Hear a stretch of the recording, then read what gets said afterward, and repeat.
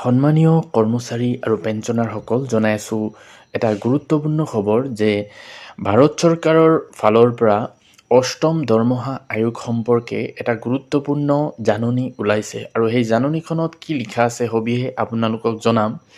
বিশেষকৈ কেন্দ্ৰীয় চৰকাৰৰ যি অষ্টম দৰমহা আয়োগ সেইটোৰ লগত যিহেতু অসমৰ কৰ্মচাৰীসকলৰো যিটো অষ্টম দৰমহা আয়োগ অসম চৰকাৰে বনাব সেইটো জড়িত হৈ আছে। গতিকে সেই সম্পৰ্কে আপোনালোকে জানি লওক যে কেন্দ্ৰীয় চৰকাৰে কেনেকুৱা পদক্ষেপ গ্ৰহণ কৰিছে, হয়তো অসম চৰকাৰেও তেনেকৈ আগবাঢ়িব। গতিকে নটিছখনত কি লিখা আছে সবিশেষ চাব আপোনালোকে।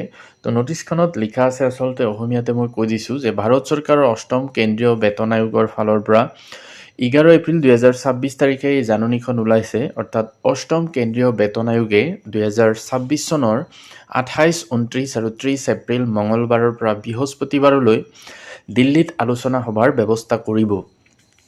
যিসকল আগ্ৰহী সংগঠন এই আয়োগৰ সৈতে দিল্লীত আলোচনা কৰিব বিচাৰে তেওঁলোকে অনুগ্ৰহ কৰি আয়োগৰ ৱেবছাইট hcpc.gov.in ত নিজৰ মেমৰেণ্ডাম জমা দিব লাগিব আৰু তাৰ পিছত এপইণ্টমেণ্ট ল'বলৈ abhay.sohoy@nic.in এই ইমেইলত আবেদন কৰিব লাগিব।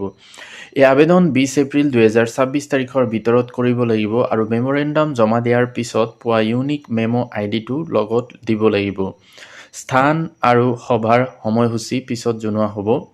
লগতে লিখিছে, দয়াকৰি জনা যায় যে আয়োগে আগন্তুক সময়ত দিল্লীৰ লগতে আন ৰাজ্যসমূহতো অধিক সভা অনুষ্ঠিত কৰিব। অভয় এন সাহাই, উপ সচিব, অষ্টম কেন্দ্ৰীয় বেতন আয়োগ।